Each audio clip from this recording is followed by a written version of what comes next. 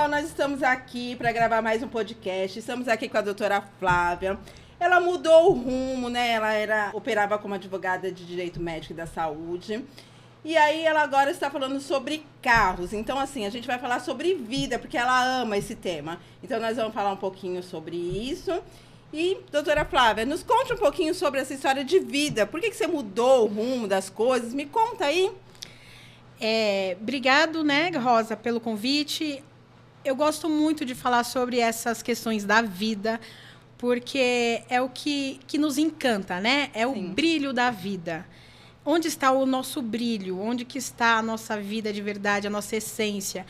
E eu atuei aí muitos anos, né, na minha carreira no direito médico da saúde, ações relativas a plano de saúde, tenho experiência neste tema. Aí, dado um momento da minha vida, eu comecei a olhar mais para dentro de mim e observar o que de fato me move.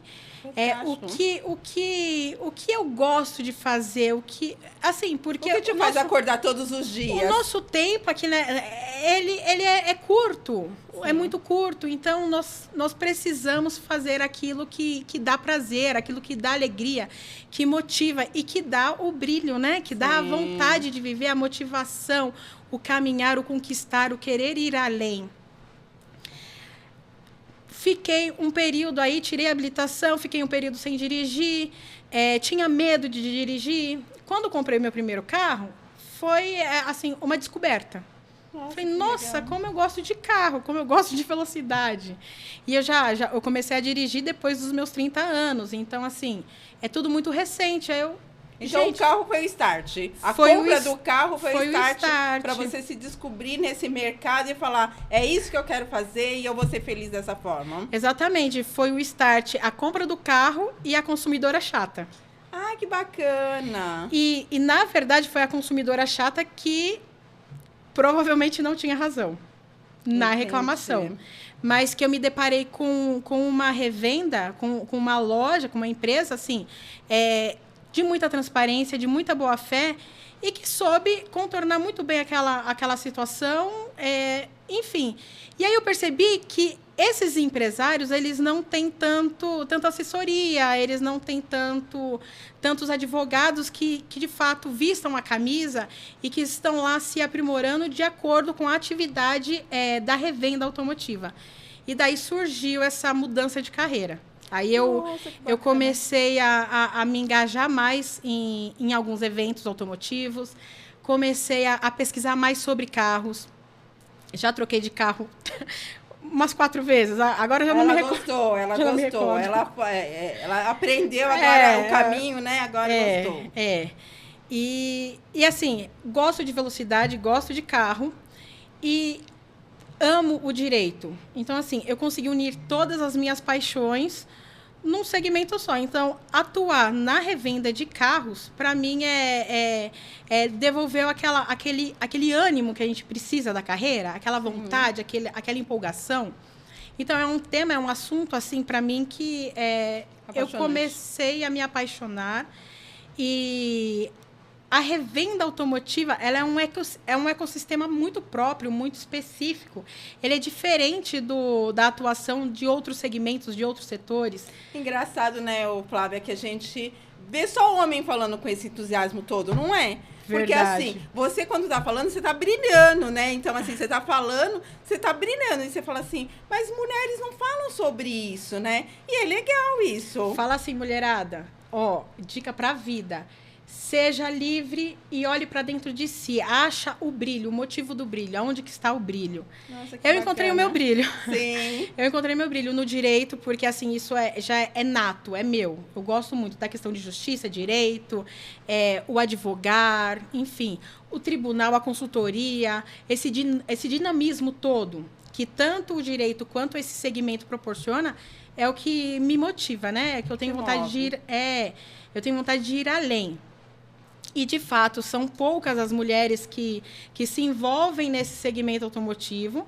E as que se envolvem porque gosta mesmo. Sim. Gosta.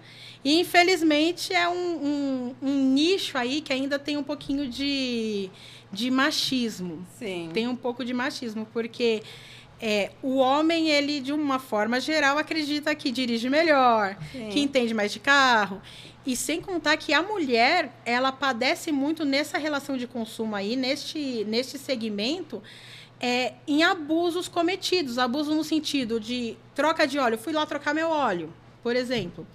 Aí me passa um valor muito maior, fala que aquela troca é necessária, inventa serviço, enfim. E acaba causando um prejuízo na mulher que não conhece. Sim. Isso acontece muito, aconteceu comigo. Aconteceu? Eu fui vítima uma vez dessa bendita dessa troca de óleo. Depois que meu irmão ele olhou aquela nota, ele falou: Flávia, como assim? Você pagou 3 vezes mais do que custa uma troca de óleo, uma troca de filtro.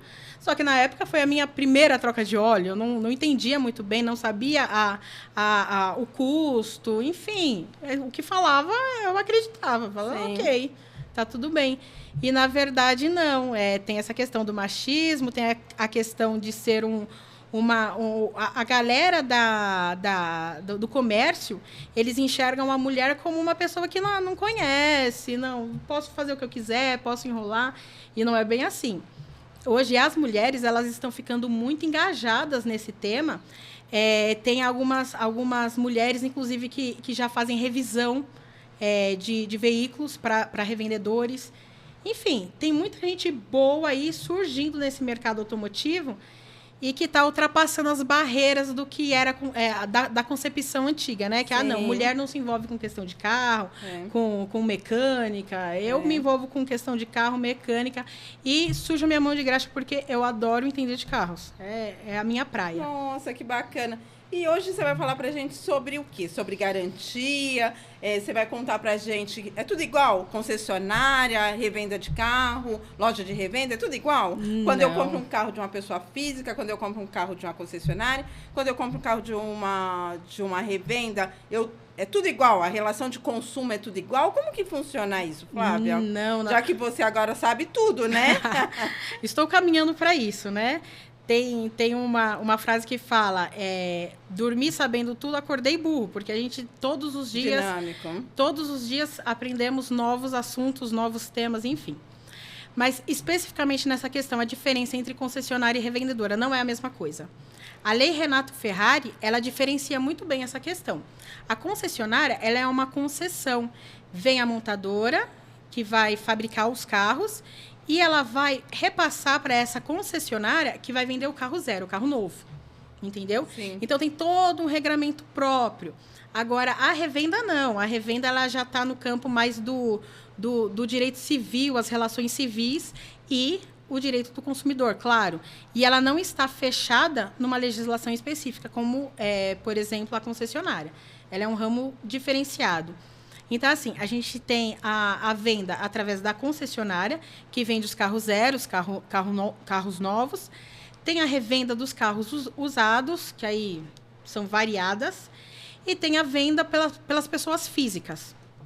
Então, cada uma tem uma diferenciação aí na questão de garantia. Tem a concessionária, por exemplo. A concessionária, ela...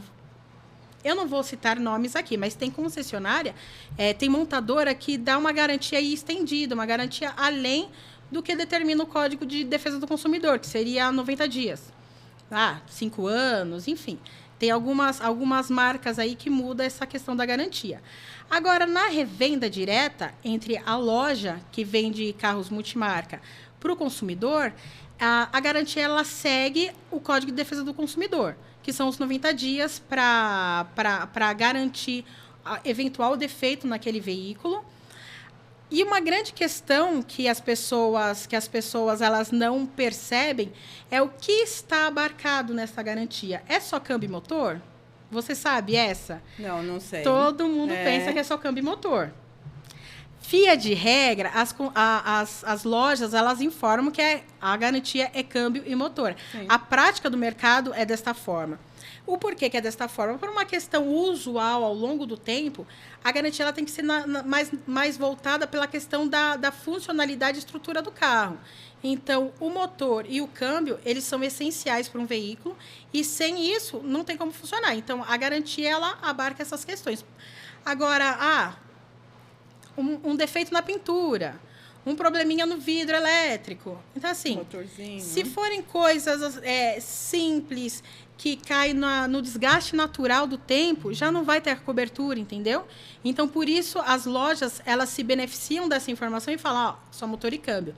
Todavia, tudo aquilo que impede o pleno funcionamento do bem e que diminua o valor, tem que ser coberto.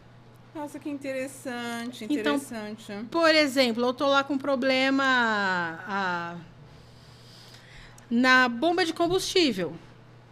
O veículo ele não vai funcionar perfeitamente. Sim. Então, tem que ser coberto. Ô, Flávia, e essas questões, por exemplo, eu comprei um carro da agência e depois de, sei lá, 3 anos apareceu um defeito, um vício, sei lá, alguma coisa oculto que eu não sabia. Como que funciona tudo isso? Então, a grande questão aí é diferenciar o que é um vício oculto de um vício aparente, para eu saber qual é o período que eu vou ter aí resguardado. Então, é assim, o vício oculto é aquele que ele já vem assim, desde o início e não pode ser percebido pelo consumidor.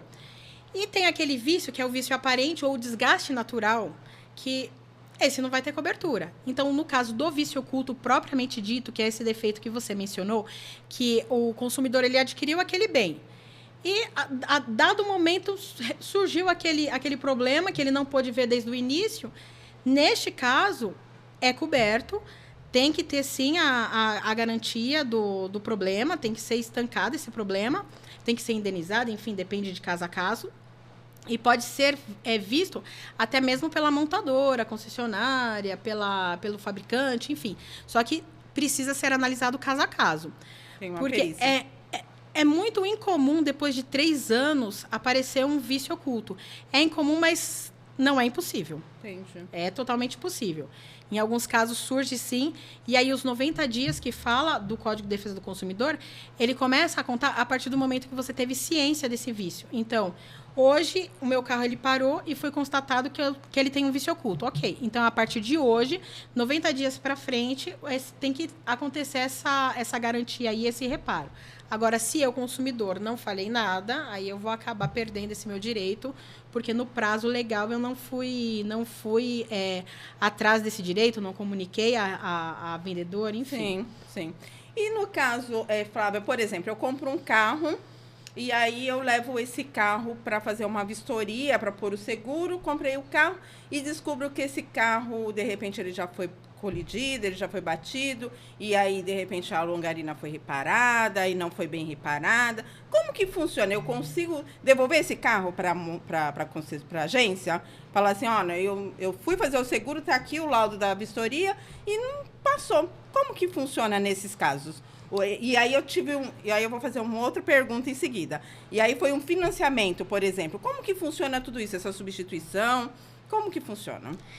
É muito interessante a sua pergunta, muito pertinente e acontece no dia a dia das lojas. Sim. Porque, às vezes, o laudo cautelar que são realizados, eles não analisam da forma que precisa ser analisado e acaba passando pontos importantes como colisão, como sinal de manutenção em peças estruturais do carro, como a longarina. E isso não pode, isso é proibido, né? Não pode acontecer dessa forma. Quando acontece, o consumidor ele tem direito de reclamar junto à loja que ele adquiriu o veículo e essa loja ela vai ter que resolver essa questão. Como não existe meio de solucionar uma colisão, como eu vou retroceder o tempo e tirar essa colisão, tirar esse sinal? Então, aí não vai caber a aplicação daquele prazo de 30 dias para a solução do problema. Então, vai ficar a cargo do consumidor. O que eu quero fazer? Eu quero a substituição do bem?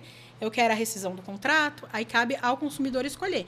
E a loja ela vai precisar ter atenção neste ponto e receber essa solicitação do consumidor, porque é um problema que estava lá, deveria ser visto, deveria ter sido avisado pro cliente para ele decidir se quer ou não ficar com o veículo que já foi batido, que teve um reparo expressivo e que tem perda aí de valor. Em alguns casos, os consumidores eles ingressam com ação judicial e pedem o abatimento desse valor, dessa depreciação. Exatamente. Em alguns casos... É a mesma coisa quando você compra um veículo de leilão, por exemplo, não é isso? Por exemplo, se a loja informa, olha, eu tenho um veículo aqui, mas ele foi de leilão. A loja precisa informar isso para o consumidor, porque ele precisa saber se ele quer ou não comprar esse bem. E aí, geralmente, eles, lógico que no leilão eles compram por valor menor, e aí vai repassar para o consumidor também com valor menor.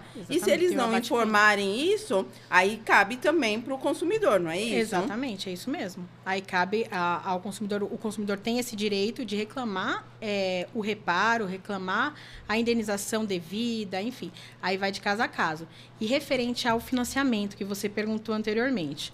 O que acontece? A partir do momento que o consumidor ele foi lesado, vale a hipossuficiência do consumidor. Ele não vai poder ser onerado com isso. Então, se nesse veículo ele foi batido, ele teve manutenção, a estrutura dele está comprometida, tem depreciação, e a loja vai precisar cancelar essa venda, ela vai ter que cancelar a venda, vai ter que cancelar o contrato de financiamento e arcar com as despesas do cancelamento. Porque quando gera um financiamento e depois um cancelamento deste financiamento, existe a taxa tem o custo, e aí a empresa vai precisar arcar com esse custo, porque o consumidor, neste caso, não vai poder ser onerado. Não foi uma faculdade do consumidor. Na verdade, foi uma falta de informação que gerou a compra e o consumidor posteriormente verificou que aquele carro não estava 100% correto na forma que foi anunciada. Tinha a colisão, tinha o reparo, tinha o problema na longarina e por isso ele não vai ser onerado nesse caso. E tem que ter bastante atenção também na diferença de compra e venda entre empresa e consumidor final e a venda realizada entre particulares. Sim. Porque a venda que uma loja faz para o consumidor, cabe o CDC. Na venda realizada entre particulares, se não é uma venda habitual, por exemplo, a Flávia pega e toda hora ela está vendendo veículo. Eu tenho lá uns 3 veículos e eu vou repondo o meu estoque e revendendo, mesmo sendo pessoa física. Aí fica caracterizado que eu faço isso para obtenção de lucro. Então, a gente consegue já incluir aí a tese de aplicação do CDC, que é o Código de Defesa do Consumidor. Sim. Todavia, se a Flávia, eu tenho meu carro, eu quero vender meu carro para a Rosa. Não faço isso com habitualidade. Então, aí se aplica o Código Civil. Importante dizer então, isso. Por ser o Código Civil, tem que ter uma boa-fé muito maior, tem que ter uma clareza muito maior do que eu estou vendendo, do que você está comprando, e a anuência das partes referentes às características do veículo, enfim. E eventual problema no futuro, aí a gente não vai falar de vício oculto, aí fala de vício redibitório. Aí muda um pouquinho as questões relativas a um e a outro. Mas, no final das contas, ambos têm possibilidade de reparo. Que, no caso, seria indenização devida pelo abatimento do preço, enfim. E como que funciona? Por exemplo, eu comprei um carro lá na agência, você já falou que tem diferença da agência e da concessionária. Como que funciona? Eu comprei um carro e eu cheguei em casa, repensei, falei, não era isso que eu queria, eu não quero mais esse carro. Como que funciona? Eu mudei de ideia, acordei num dia, falei, opa, vou gastar 50 mil no carro. Aí chego em casa, aí de repente falo assim, não, mas eu não podia gastar 50, eu só posso gastar 30 e eu quero devolver esse carro. Como que funciona? Vou fazer uma ressalva, doutora Rosa. Um carro por 50 mil hoje é muito raro encontrar. Sério? Muito raro, depende muito do ano, né? Sim. Mas 2015 para cima é raro. É raro, mas enfim. Mas e se eu quiser comprar um carro de 50 e depois... Eu não acho, não quero. Eu quero um de 20 mil. Acha. Enfim, eu já estou pensando em comprar um carro de 50, Flávia. Como você é especialista, você já está falando que eu não vou achar... É possível, vai ter que procurar bastante. Então quando eu for comprar, eu vou te chamar. Tá bom. Eu te apresento para os meus clientes que são ótimos revendedores. Enfim. Isso. Então, nesse caso, Rosa, cabe a questão da desistência. Você pode desistir do negócio? É assim. A partir do momento que você firmou o contrato, você se vincula a esse contrato, mesmo sendo consumidor. Então, para justificar essa rescisão, tem que ter algum defeito essa negociação. Ou a informação estava incorreta, ou o carro tem defeito, enfim. Minha empolgação só não vale? Agora, só a sua empolgação não é suficiente para fundamentar aí a desistência. Algumas lojas, até aceita essa questão da desistência, só que aí você vai perder o sinal que você deu de entrada. Nossa, então eu perderia meu dinheirinho. Que seria arras, né? Sim. Do Código Civil. Então, você perde aquele valorzinho assim que você deu de sinal, porque o que acontece? O revendedor, ele tá aqui com o veículo dele em exposição no estoque dele. Aí, você retirou o veículo, ele perdeu oportunidades aqui. Então, uma forma de indenizá-lo referente aos custos operacionais, enfim, tem essa possibilidade da retenção do sinal. Mas vale lembrar que todas as operações, elas não são feitas só em loja física. Tem também a operação feita na internet. Pela internet, as vendas online. Então, assim, se você comprou pela internet, aí eu ouso dizer que sim, você vai ter o direito de se arrepender dessa compra. Porque eu posso me empolgar lá na internet, eu posso. Sim, eu gostei desse Fox. Vamos colocar o Fox. Gostei desse Fox, deixa eu comprar o Fox. Aí chegou, não, essa cor ela não tá na mesma tonalidade que estava no anúncio. Eu não gostei muito do motor, então tudo bem. Você pode pedir a solicitação de cancelamento no prazo de 7 dias. A partir do momento que foi entregue, que você recebeu, 7 dias, você pode desistir da compra. E isso cabe não só para carros, mas para compras em internet de uma maneira geral, ressalvadas algumas exceções. Mas no caso do carro, você pode desistir nas compras online e ainda não vai ser onerada nem com frete. Então eu acho mais interessante. Então eu me empolgar só na internet. Se for para comprar no impulso, na internet você vai poder avaliar o carro. Porque um dia eu posso acordar lá, tenho meus R$2, falo assim, opa, vou gastar meus R$2 aqui. Com esse carrinho. Vou gastar. E aí eu posso, então, me empolgar. Eu acho que nem Hot Wheels. Seria legal, né? Mas aí você consegue, mas assim, tirando a brincadeira, eu acho que é assim. Às vezes a pessoa acorda lá e fala assim, eu pensei vamos imaginar, num Onix, vai. Eu pensei num Onix. Aí vem a doutora Flávia e fala assim pra mim, Rosa, se você comprasse um Fox seria melhor. E eu posso, então, mudar de ideia. Então, eu comprei o Onix, eu posso devolver o Onix e falar assim, vou comprar um Fox. Pela internet, eu posso fazer isso. Pela internet, pode. Pela internet. Agora, na loja física, eu não poderia fazer isso, porque eu fui lá, eu vi o carro, né? Então, é diferente também, né? Mas, por mais que não tenha uma legislação falando sobre isso, os revendedores, eles têm um campo muito aberto de negociação. Que seria o bom senso. Exatamente. Então, se ele vê um cliente dele, esse cliente ele não está satisfeito com essa opção de carro que ele pegou inicialmente. E eu percebo que ele vai ficar feliz aqui com esse, que ele me informou, que ele quer desfazer, quer fazer a substituição. Existe uma modalidade chamada de substituição de garantia, que aí você tira esse carro do financiamento e inclui esse outro carro no financiamento. Nossa, que interessante. Então, tem custo? Não é muito usual, tem custo, tem despesa. É claro, não é a revendedora que vai arcar com essa despesa, porque está sendo uma opção do consumidor. Mas é uma possibilidade. Tem algumas revendedoras que possibilitam essa prática, né, essa negociação. E aí você consegue ficar feliz. De qualquer forma, consegue ficar feliz. Um consumidor feliz é um cliente que vai permanecer naquele potencial. Exatamente.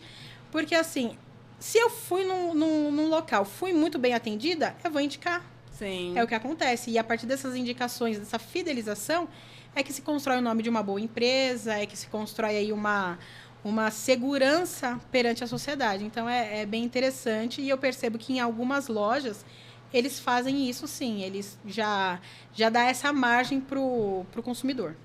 Porque muitas vezes também a pessoa compra qualquer coisa que nós compramos, ou seja, não vamos falar nem de carro, qualquer coisa. Às vezes você compra na empolgação.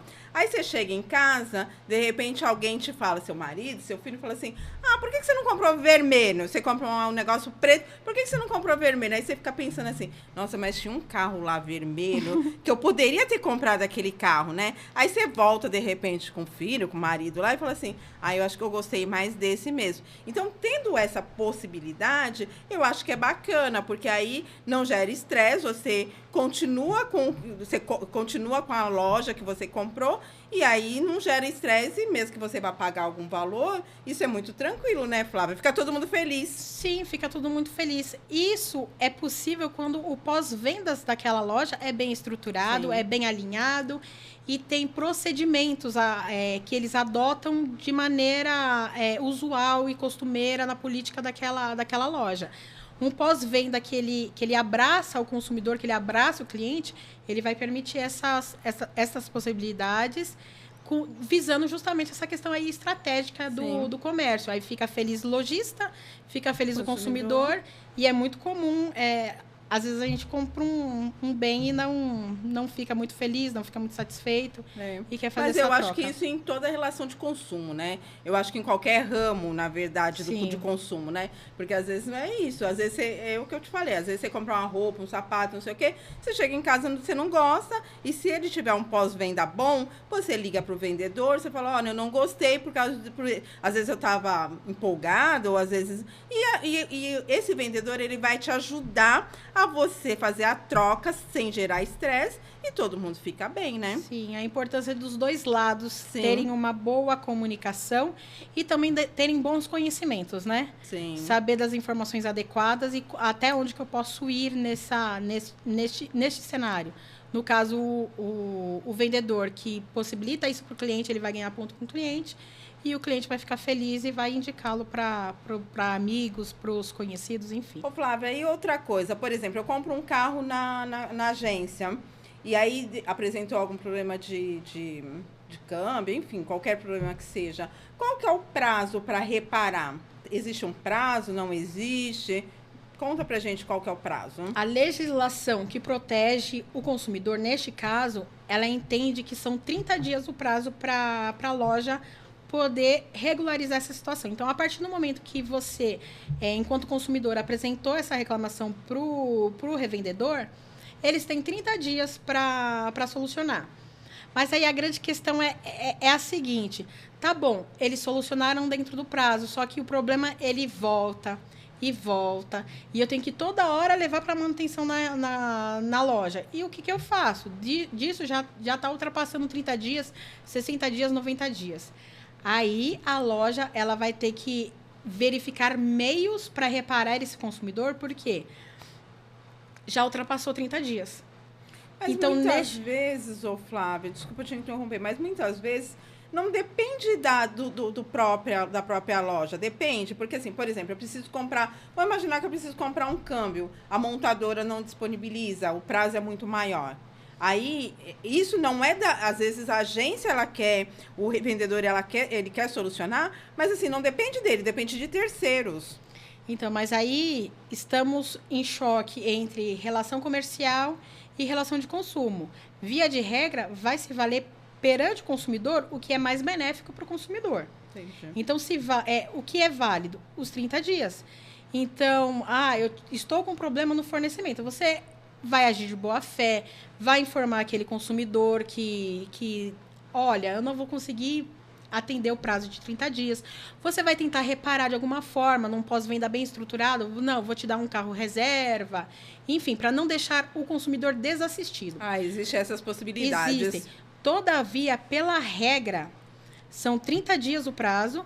E se não for cumprido esse prazo legal de 30 dias, o consumidor ele vai poder, inclusive, optar pela rescisão do contrato. Mas já passou um ano, eu tenho um contrato de financiamento ativo. Ok. A loja, infelizmente, vai amargar esse prejuízo e vai precisar ressarcir o consumidor dos prejuízos que ele sofreu. Porque existe uma coisa chamada do risco do próprio negócio. Então, enquanto empresa, eu assumo o risco do negócio. Eu assumindo esse risco, eu sei que em alguns momentos eu não vou ter a peça a tempo, em alguns momentos eu não vou ter o prestador de serviço lá, o mecânico, a tempo. Então, eu vou ter que me adaptar na questão logística da coisa e assegurar que não respingue isso para o meu consumidor, para o meu cliente, entendeu?